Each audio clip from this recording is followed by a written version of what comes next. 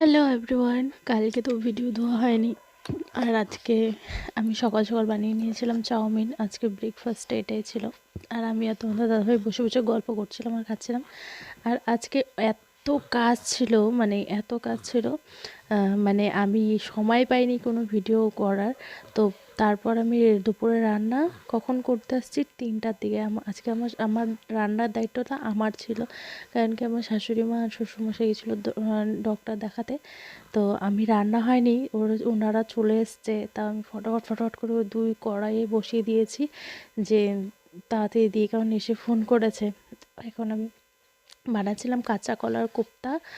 তো কোপ্তাটা একটা কড়াইয়ে বানাচ্ছিলাম আর ওই সাইডে তরকারিটা বসিয়ে দিয়েছিলাম।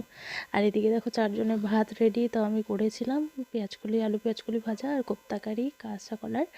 আর সন্ধ্যায় তোমাদের দাদাভাই আমাকে মোমো এনে দিয়েছিল। আর মেয়ের জন্য করেছিলাম গরম গরম টমেটো দিয়ে রসুন দিয়ে স্যুপ।